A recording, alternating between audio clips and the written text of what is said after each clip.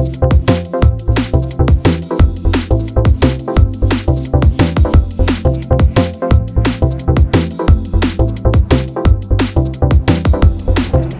again, everyone, and welcome back to SFF180. It is Monday morning, October the 4th, and time once again for the mailbag. And as you might have noticed this morning, you are getting 2 mailbag videos. I've done this before, where I have split the mailbags into 2 episodes, one for the physical review copies and the other for the eARCs, because in this case, it's been a month since I've done a mailbag. I'm very sorry for that. September turned out to be a bit of a crazy month around here. I was not nearly as productive on the channel in terms of uploading new content, but I was very busy working on my Space Opera September reads. If you missed my thank you video for that, there it is.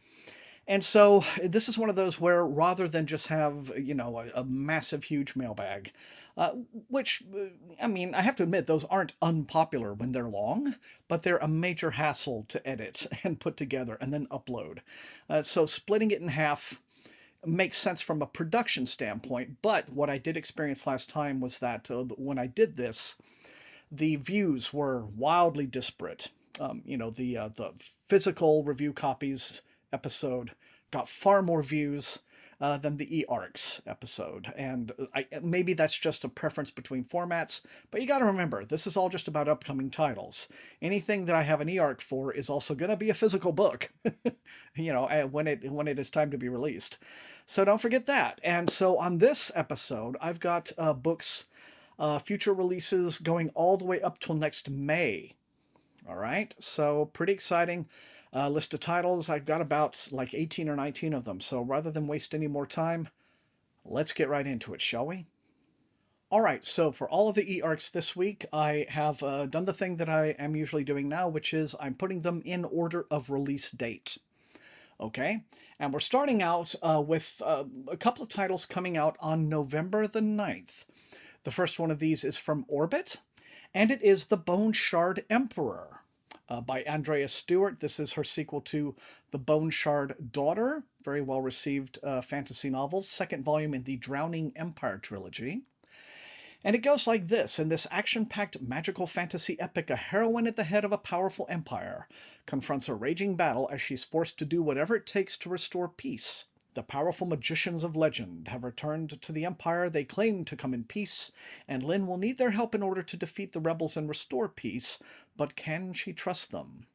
Well, I guess you'll find out on November the 9th in The Bone Shard Emperor by Andrea Stewart, coming in from Orbit.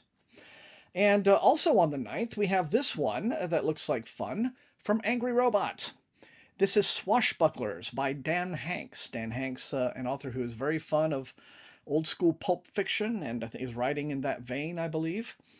This one, Swashbucklers, goes like this. It says, when Cisco Collins returns to his hometown 30 years after saving it from being swallowed by a hellmouth opened by an ancient pirate ghost, he realizes that being a childhood hero isn't like it was in the movies, especially when nobody remembers the heroic bits, even the friends who once fought alongside him.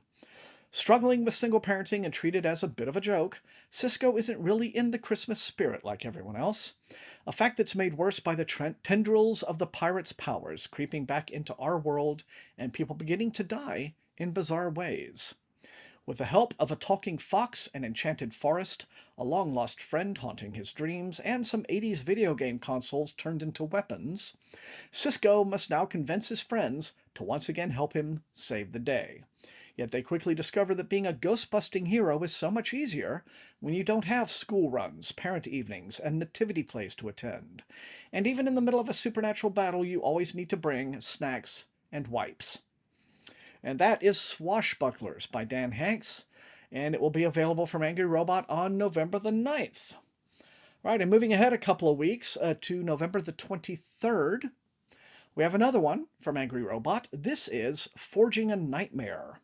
The author is Patricia A. Jackson, and this appears to be an urban fantasy. You would think urban fantasies have been played out, but people are still chugging along. They're keeping the faith. So this one says FBI agent Michael Childs is tasked with tracking down a serial killer with an obsession for victims born with 12 fingers and toes. I wonder how many victims he actually has. But he discovers something much more startling about himself. The only link between a series of grisly murders in New York City is that the victims were all born with 12 fingers and 12 toes. These people are known in occult circles as the Nephilim, a forsaken people, descendants of fallen angels. After a break in the case leads to supposedly killed-in-action Marine sniper Anaba Rains, Michael finds the soldier alive and well, but shockingly, no longer human. Michael then discovers that he is also a Nephilim and next on the killer's list. Well, I mean, at some point he would have noticed the extra fingers and toes, right? During his lifetime, I would think. Everything Michael once thought of as a myth and magic starts to blur the lines of his reality, forcing him to accept a new fate, to save the innocent or die trying. Okay. Well, for you urban fantasy fans, that's Forging a Nightmare by Patricia A. Jackson on November the 23rd. And now we're going to skip ahead to November the 30th for a book that a lot of you have been looking forward to for a long time. And this is Jade Legacy by Fonda Lee. It's the final book in the Green Bone saga. It says, the Call siblings battle rival clans for honor and control over an East Asia-inspired fantasy metropolis in Jade Legacy, the page-turning conclusion to the Green Bone saga. Okay, and then there's, the whole write-up here, and I think that I will avoid reading it to avoid inevitable spoilers for the first two books. But this is, of course, a very highly received trilogy. And it concludes on November the 30th from Orbit with Jade Legacy by Fonda Lee. Now, moving on ahead into December. This one looks really, really nice, really interesting. Gorgeous cover, anyway. This is a book called Absinthe. The author is Brendan P. Bellecourt. That's it. Brendan P. Bellecourt. And if you're an author who has a name that makes you sound like you might be a character in your own story, then I guess consider yourself lucky, right? That's a very aristocratic name. But this one, I guess, I don't know, it looks like it's something of a decopunk sort of a thing based on the cover. Liam Mulcahy, a reclusive, shell-shocked veteran, remembers little of the Great War. 10 years later, when he is caught in a brutal attack on a Chicago speakeasy, Liam is saved by Grace. Like, literally. Her name is Grace, an alluring heiress who's able to cast illusions. Though the attack appears to have been committed by the hated Uprising, Grace believes it was orchestrated by Leland DePere, Liam's former commander and the current president of the United States. Meeting Grace unearths long-buried memories. Liam's former squad, the Devil's Henchmen, was given a serum to allow telepathic communication, transforming them into a unified killing machine. With Grace's help, Liam begins to regain his abilities, but when DePere learns of it, he orders his militia to eliminate Liam at any cost. But Liam's abilities are expanding quickly. When Liam turns the tables and digs deeper into DePere's plans, he discovers a terrible secret. The same experiment that granted Liam's abilities was bent towards darker purposes. And Liam must navigate both his enemies and his supposed allies to stop the president's nefarious plans before they're unleashed on the world. And Grace is hiding secrets of her own, secrets that could prove every bit as dangerous as the president's. Okay, so Jazz Age magical shenanigans, I guess, with Absinthe by Brendan Bellecourt, and that will be out from Daw Books on December the 7th. Now, as it happens, December the 7th is a packed day, so for your pre-Christmas shopping.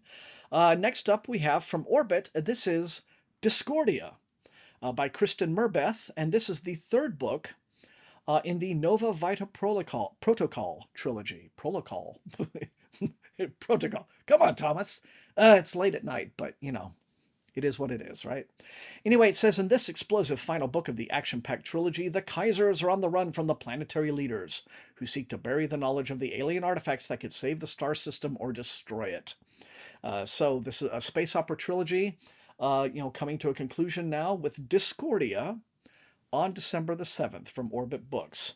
And also from Orbit, on the same day, we have the sequel to a book that I've recently finished and have a thumbnail for, and so I'll be getting a review up of that sometime soon. But this is The Liar's Knot by M.A. Carrick. And this is a book 2 of the Rook and Rose trilogy. This is very much of a costume fantasy. The authors are Marie Brennan, who of course created the memoirs of Lady Trent, and Alec Helms. And it's a con artist, a vigilante, and a crime lord unite to save their city from the slow corruption of dark and dangerous magic in this dazzling fantasy adventure. It's the sequel to The Mask of Mirrors. Like I said, I've just recently finished The Mask of Mirrors. I'm not going to give you my review right now, but it's very much the sort of thing where, if you like stories about gorgeously dressed aristocrats being endlessly catty to each other, then this is a book for you, right? But The Liar's Knot, the sequel, will be available on December the 7th from Orbit. And finally, on December the 7th, we have another urban fantasy, and this is Risen. It's by Benedict Jacka, and it is the 12th book in what must be the wildly popular Alex Verus urban fantasy series. Like I said, the subgenre of urban fantasy is not, what it was in the 2000s, but for the writers who are still plugging along in it, they're very dedicated. Their fans appear to be very dedicated because, a book doesn't go a series doesn't go a dozen books if it doesn't have a fan base eagerly supporting it. So in this one, Alex Verus must keep his friends close and his enemies closer in the epic conclusion to the final one. Okay, so it's wrapping up to the best-selling urban fantasy series about a London-based mage. Mage Alex Verus has gone from a Camden shopkeeper to one of the most powerful mages in Britain. Now his last and most dangerous battle lies before him. His lover, the life mage Anne, has fallen fully under the control of the deadly creature she made a bargain with, and it is preparing to create an army of mages subject to its every whim. All right, well, then hopefully this is a series that's going to go out on a bang with this one, but Risen will be available from Ace Books on December the 7th. Okay, and moving on to the following week, December the 14th, we have, this is in from Angry Robot. It's called Spider Touch. The author is Alex Thompson, and this one sounds pretty interesting. It's described as linguistic subterfuge in a city under siege. When he was a boy, Razvan trained as a translator for the hated Kedda, the mute enslavers of his city, Val Kedich. They are a cruel race who are quick to anger. They keep a tight hold on the citizens of Val Kedich by forcing their children to be sent to work in the dangerous mines of the city from the age of 11 until 18. By learning fingerspeak, the Kedda's touch language, Razvan was able to avoid such a punishment for himself and live a life outside the harsh climate of the slums. But the same could not be said for his son. Now a man, Razvan has etched out a quiet life for himself as an interpreter for the Kedda court. He does not enjoy his work, but keeps his head down to protect his son held hostage in the Kedda's mines. The Kedda reward any parental misdemeanors with extra lashings for their children. Now the city is under siege by a new army who are perhaps even more cruel than their current enslavers. At the same time, a mysterious rebellion force has reached out to Razvan with a plan to utilize the incoming attack to defeat the Kedda once and for all. Razvan must decide which side to fight on, who can be trusted, and what truly deserves to be saved. See, I like that. Now that's interesting. Fresh take on a fantasy based on language, right? You don't see too many stories. Everybody knows Arrival, right? But you don't see too many stories, I don't think, in SFF where language is key, to the world building and then to the characters and the plot. So interesting. Spider Touch by Alex Thompson on December the 14th. Okay. And then there's Christmas, and then after Christmas on the 28th of December, this comes in from Ace Books. It's The Untold Story by Genevieve Cogman. This is the 8th book in her Invisible Library series. Again, loyal fan base here. In this thrilling historical fantasy, time-traveling librarian spy Irene will need to delve deep into a tangled web of loyalty and power to keep her friends safe. Irene is trying to learn the truth about Alberic and the possibility that he's her father, but when the library orders her to kill him, and then Alberic himself offers to sign a truce, she has to discover why he originally betrayed the library. With her allies endangered and her strongest loyalties under threat, she'll have to trace his past across multiple worlds and into the depths of mystery and folklore. to find the truth at the heart of the library and why the library was first created. Okay, so fans of the Invisible Library series, The Untold Story, Book 8, available for you on December the 28th. And then we have New Year's, and then we also recover from that, Auld Lang Syne, what have you, hangovers, and then on the 4th of December, we have a couple of releases. And this first one is interesting. I'm happy about it, very happy about it, because it is a reissue from Solaris Books. It's a book called Bad Gods. The author is GAIE SEBOLD. And at first I was like, oh, joy. And then I was like, oh, let me explain. This is a re-release of GAIE SEBOLD's first book that came out pretty much exactly 10 years ago, this coming January, called Babylon Steel. Very, very fun little book. A really original fantasy. Something that, you don't really... The kind of thing that, I started going, okay, oh, this is a nice surprise. And critically, I wrote a good review of it. It was critically acclaimed at the time, but then it all sort of petered out. What's happening is that Solaris is bringing it back, but they've given it a new title. It's called Bad Gods now. I don't know that that's necessarily, I would think, a good thing. I think Babylon Steel is a better title. I think it has mystique. I think it sounds kind of sexy. Ooh, Babylon Steel, what's that about? Bad Gods, to me, sounds like it's trying to be imitation Terry Pratchett, which this story very much is not. And this new cover, again, cute, but it looks like it's trying to be very much a Pratchett knockoff, specifically because this cover artist is a Discworld cover artist, right?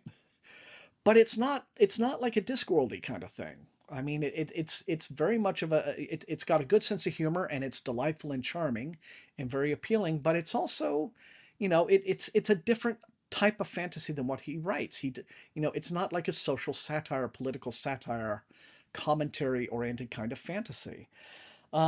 Sure, if you're a Discworld fan, I think you will like these, but you won't like it for the same reason you like Discworld. You'll just like it because it's a good book.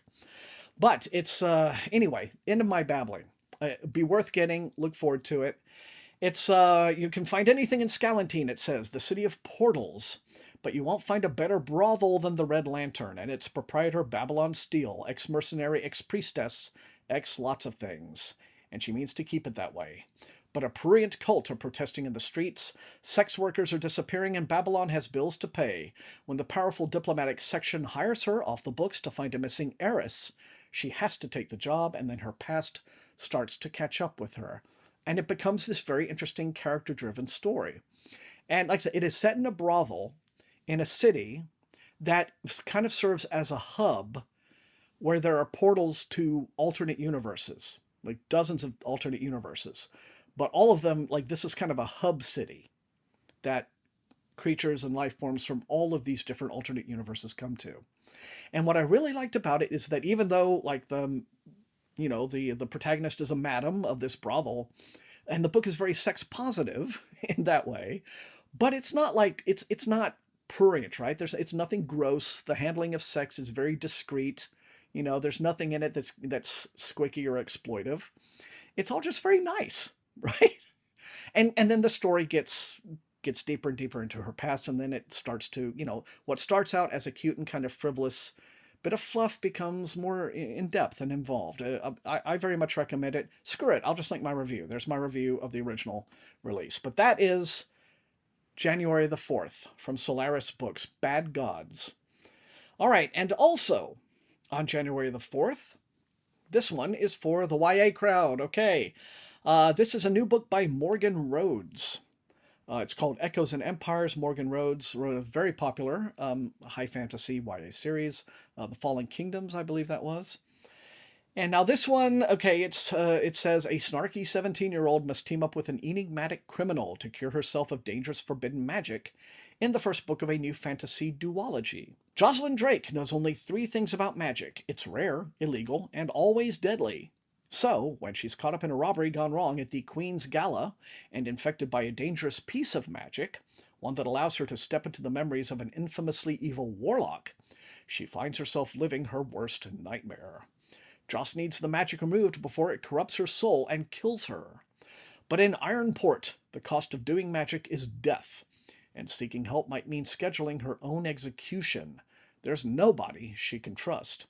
Nobody, that is, except wanted criminal Jericho Knox, who offers her a deal, his help extracting the magic in exchange for the magic itself. All right, and that is Echoes and Empires by YA favorite Morgan Rhodes on January the 4th. Now, moving ahead to the following week, we have another book that looks pretty cool. This is one from Angry Robot again. It's called Deep Dive. The author is Ron Walters. And it says, when your reality shatters, what will you do to put it back together again? Still reeling from the failure of his last project, video game developer Peter Bannock is working hard to ensure his next game doesn't meet the same fate. He desperately needs a win, not only to save his struggling company, but to justify the time he spent away from his wife and daughters. Yeah, you can very much get in trouble for that. So when Peter's tech genius partner offers him the chance to beta test a new state-of-the-art virtual reality headset, he jumps at it. But something goes wrong during the trial, and Peter wakes to find himself trapped in an eerily familiar world where his children no longer exist. As the lines between the real and virtual worlds begin to blur, Peter is forced to reckon with what truly matters to him. But can he escape his virtual prison before he loses his family forever? All right, so get sucked into a video game world for real with Deep Dive by Ron Walters from Angry Robot, and that is on January the 11th. And also on January the 11th, this one is from Tor Books, and it is Gods and Dragons by Kevin J. Anderson. This is Kevin J. Anderson, of course, a veteran SFF writer. He's currently probably best known for churning out all of those Dune prequels and sequels with Brian Herbert.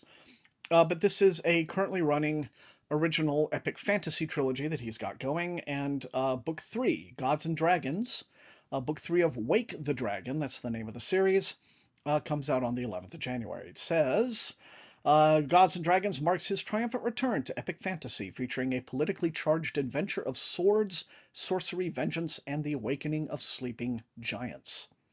2 continents at war, the 3 kingdoms and Ishara have been in conflict for 1,000 years. But when an outside threat arises, the reawakening of a powerful ancient race that wants to remake the world, the 2 warring nations must somehow set aside generations of hatred to form an alliance against a far more deadly enemy. And that is Gods and Dragons, either continuing or concluding. I'm not sure if this is a trilogy or if it's going to go on a little longer. Assuming it's a trilogy, then it's the conclusion of Wake the Dragon. But like I said, that's out on the 11th of January from Tor Books.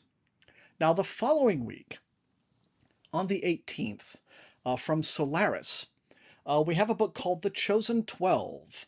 The author is James Breakwell.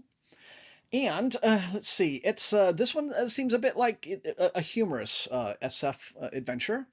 But it goes like this. There are 22 candidates and 12 seats. The last interstellar colony ship is down to its final batch of humans, after the robots in charge unhelpfully deleted the rest. Uh-oh. But rebooting a species and training them for the arduous task of colonization isn't easy. Especially when the planet below is filled with monsters, the humans are more interested in asking questions than learning, and the robots are all programmed to kill each other. But the fate of humanity rests on creating a new civilization on the planet below, and there are 12 seats on the lander. Will manipulation or loyalty save the day? Well, I guess we'll find out. But The Chosen 12 will be available January the 18th from Solaris Books. And now, moving ahead to the end of January, on the 25th, we have a couple of titles. This first one is from Angry Robot. Very pretty cover there. This is a book called Obsidian. The author is Sarah Daly. And this one says, Shade Knox is an abomination and a wanted criminal. When she is called upon to raise a veil to protect her people, she discovers a road much rockier than she expected, made no easier by Raiden Mad, Imperial emissary who intends to capture and imprison her. Okay, I like that you just call the villain of your story Mad. Like, Mad is his actual name. Cute. Just get right to the point. Well done. Shade Knox is an abomination and a... I just read that bit. Oh, it's strange when these cell sheets repeat themselves. Anyway, let me skip ahead a bit. Ah, here we are. She wears her tattoos openly as any blood wizard would, and carries obsidian blades at her hips. She scratches out a dangerous living in the broken wastes, but now that they are growing more unstable and dangerous, Shade and her people need a veil to protect them. She vows to raise one, a feat not accomplished in over 100 years and never performed by a woman. The Veils are controlled by the Brotherhood, who consider them sacred creations. They would sooner see them all collapse into dust than allow a witch to raise one. With the help of her friends and allies, her own indomitable will, Shade stays one step ahead of her enemies. But when she learns the true sacrifice required to raise a veil, a secret even the centuries-old Brotherhood has forgotten, it is too high a price to pay. Nevertheless, she must pay it, or she will lose everyone and everything she loves. And that's it. That's Obsidian on January the 25th from Angry Robot Books. Okay. Now, also on the 25th, it's a big day for fantasy, apparently, because this big old debut is coming out from Tor. On that day, it's something called Rise of the Mages, and the author is Scott Drakeford, and says this epic fantasy debut, Rise of the Mages, combines gripping personal vengeance with compelling characters for an action-packed first book in a trilogy. Emrail Ire wants nothing more than to test to be a weapons master. His final exam will be a bloody insurrection, staged by corrupt nobles and priests that enslaves his brother. With the aid of his War Master tutor, herself an undercover mage, Emrail discovers his own latent and powerful talents. To rescue his brother, Emrail must embrace not only his abilities as a warrior, but also his place as last of the ancient mage kings. For the fallen god has returned, and he is hungry. Okay, sounds very much like it's going for the Joe Abercrombie, Stephen Erickson crowd. Very action-packed, good versus evil, high stakes, blood and thunder epic fantasy. So if you like that sort of thing, then you're in luck. January the 25th, Rise of the Mages. Okay, skipping ahead to February. Here's one for the horror fans. This is the new book by Thomas Olde-Heuvelt. It's called Echo. He previously wrote a book called Hex, very highly thought of. This one says, nature is calling, but they shouldn't have answered. Travel journalist and mountaineer Nick Grevers awakes from a coma to find that his climbing buddy, Augustine, is missing and presumed dead. Nick's own injuries are as extensive as they are horrifying. His face wrapped in bandages and unable to speak, Nick claims amnesia, but he remembers everything. He remembers how he and Augustine were mysteriously drawn to the Maudit, a remote and scarcely documented peak in the Swiss Alps. He remembers how the slopes of Maudit were eerily quiet, and how, when they entered its valley, they got the ominous sense that they were not alone. He remembers something was waiting for them. But it isn't just the memory of the accident that haunts Nick. Something has awakened inside of him, something that endangers the lives of everyone around him. It's one thing to lose your life, it's another to lose your soul. Okay, I'm in. You've got, a mountain location, remote, cold, icy, monsters. I'm digging it. Yeah.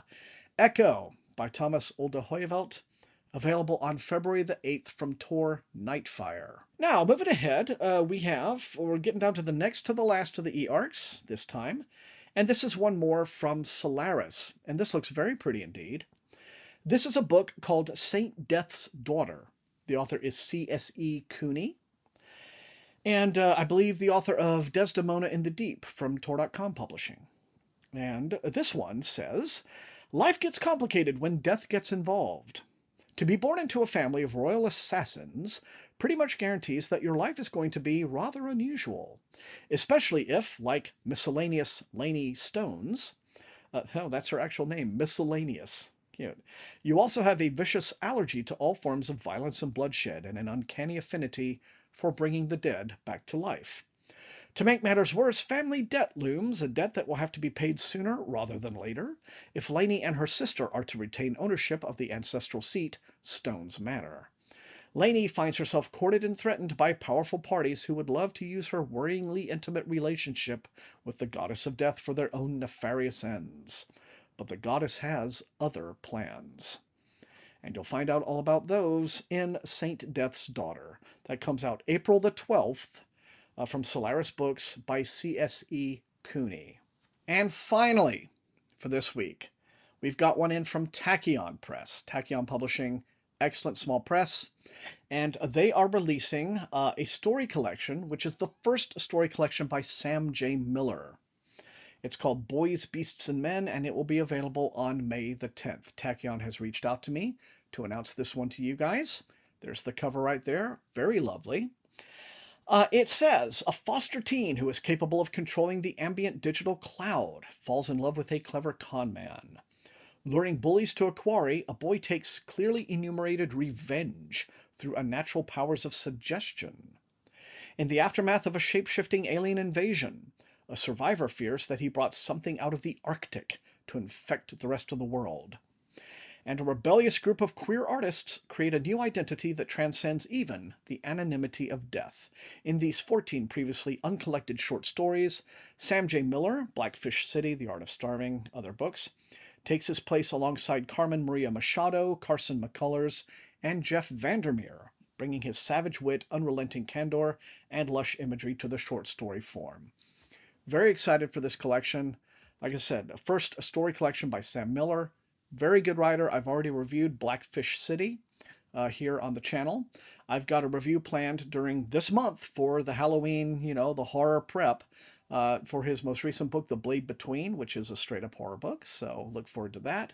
And now Boys, Beasts, and Men. Very eager to get into some of these stories. I haven't really read as much of Sam's short fiction as I would like, so this will be a chance to do some catching up there. But thank you very much to Tachyon for reaching out to me about this one. Boys, Beasts, and Men on May the 10th. So there you have it. That's all I've got for this eARCs episode of the Mailbag for October the 4th. Don't forget, today's simultaneously uploaded Mailbag for the physical review copies. That's available for you to watch right now, so go and check that out.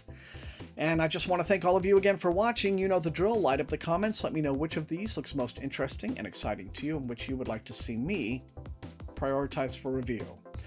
And otherwise, if you enjoyed watching, please hit the like button, share the video far and wide with all of your SFF reading friends, and above all, please subscribe if you have not done so. That is how the channel grows. You can also support the channel at my TeePublic store and at my Patreon, where recruits in Dwayne's Army get little perks like early access to some of my videos. I want to thank all of those lovely people for their added support. I use the Patreon money to pay Matt Olson, my extremely gifted channel artist, for all the beautiful thumbnails and animations and things that he does for me. So again, your help there is greatly appreciated. I want to thank all the rest of you guys for being the very best viewers in all of BookTube, and until I see all of you next time, please stay safe, stay healthy, and happy reading.